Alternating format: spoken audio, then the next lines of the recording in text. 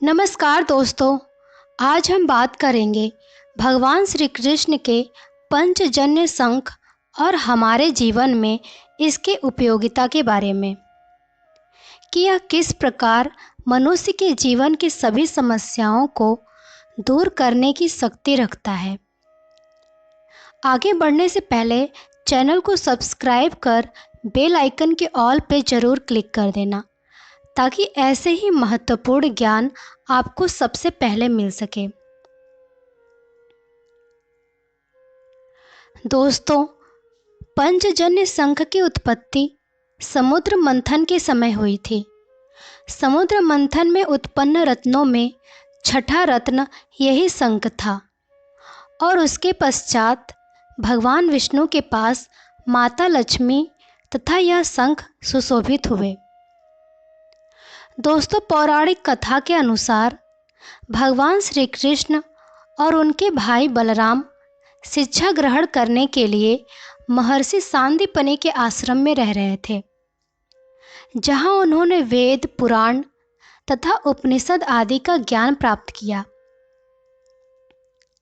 और जब शिक्षा पूर्ण हुई तब उन्होंने गुरुदेव से दक्षिणा मांगने के लिए प्रार्थना की। तब महर्षि सांदीपनि को ज्ञात था कि कृष्ण भगवान विष्णु के अवतार हैं, इसलिए उन्होंने अपने पुत्र पुनर्दत्त, जिसकी समुद्र में डूब जाने के कारण मृत्यु हो चुकी थी, को लौटाने की दक्षिणा मांगी।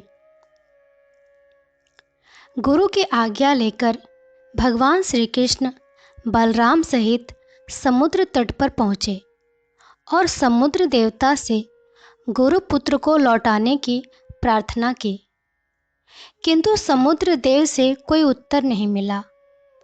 तब भगवान श्री कृष्ण ने क्रोधित होकर संपूर्ण समुद्र को सुखाने की चेतावनी दी और इस भय से सागर देवता प्रकट हुए और उन्होंने भगवान श्री कृष्ण के आगे हाथ जोड़कर उन्हें प्रणाम किया और बताया कि महर्षि का पुत्र सागर में नहीं है, किंतु साथ ही उन्होंने आशंका उत्पन्न किया कि सागर तल में एक असुर है जिसका नाम पंचजन है।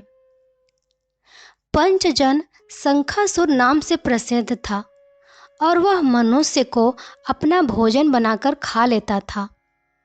सागर देव ने कहा कि हो सकता है कि उसी ने गुरुपुत्र को अपना निवाला बना लिया हो।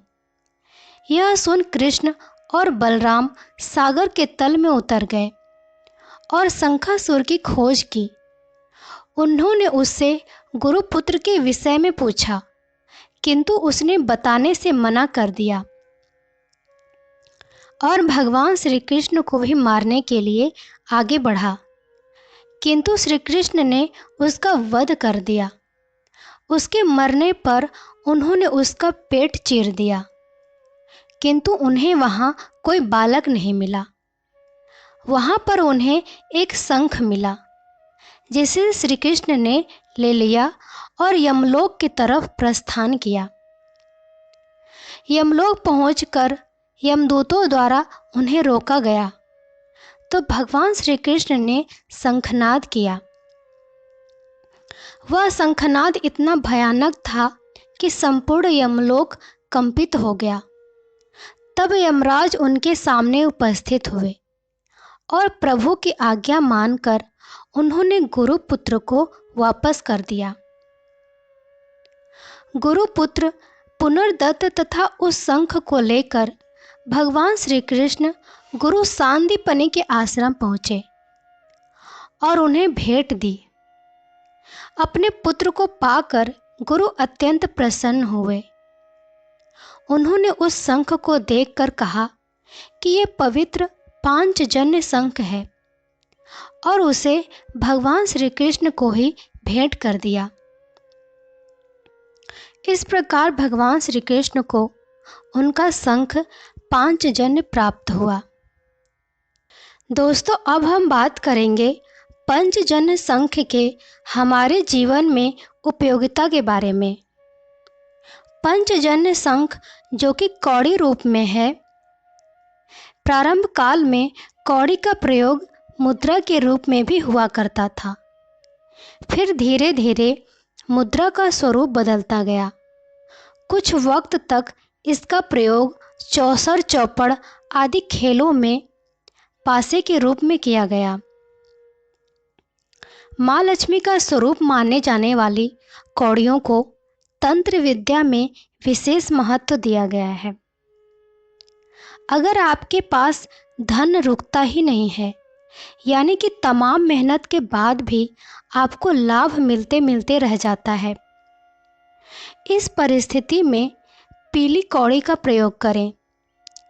इसके लिए साधक चैत्र नवरात्र में माँ लक्ष्मी को प्रणाम करके पीले रंग के कपड़े में पीले रंग की 7 कौड़ियाँ रखें। इसके बाद इसे तिजोरी में या जहाँ भी आप पैसे रखते हैं उस स्थान पर रख दें। साथ ही माँ लक्ष्मी से प्रार्थना करें कि वह आपके जीवन में धन समृद्धि की बरकत करें।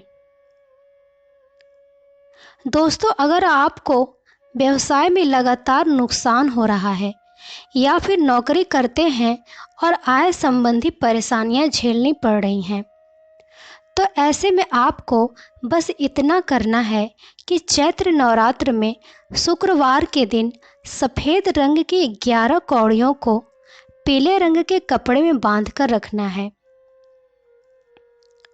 इसे आप जहाँ भी धन रखते हो उसी स्थान पर रखना है। दोस्तों, धन समृद्धि की मनोकामना पूरी हो, इसके लिए चैत्र नवरात्र में कौड़ियों की विशेष पूजा काफ़ी फलदायी होती है। अगर आप चाहते हैं कि आपके घर में किसी के भी पास कभी भी धन की कमी न हो, किसी भी तरह का आर्थिक नुकसान न हो, तो इसके लिए आप हरे रंग के कपड़े में पीले रंग की 11 कौड़ियाँ रखकर घर की उत्तर दिशा में छिपा दें। ऐसा करने से भगवान कुबेर अत्यंत प्रसन्न होते हैं। उनकी कृपा से घर परिवार में कभी भी धन की कमी नहीं होती है। लेकिन ध्यान रखें कि कौड़ियाँ किसी को दिखाकर या बताकर नहीं रखनी है। दोस्तों, कौड़ियाँ न केवल धन समृद्धि लाती हैं, बल्कि ये नकारात्मकता को भी दूर करती हैं। घर में चल रहे क्लेश को भी दूर करते हैं। इसके लिए घर के मुख्य द्वार पर लाल रंग के कपड़े में पीले रंग की 11 कौड़ियाँ बांधकर टांग दें। ऐसा करने से घर में धन वैभव तो आएगा ही, साथ ही यह बुरी नज़र से भी बचाव करती है। कहा जाता है कि यह नकारात्मकता को दूर करने का भी सार्थक उपाय है। इसके अलावा पीले रंग की कौड़ी लेकर आप इसे ताबीज़ के रूप में पहन भी सकते हैं। इससे नेगेटिव ऊर्जा आपको छू भी नहीं सकती।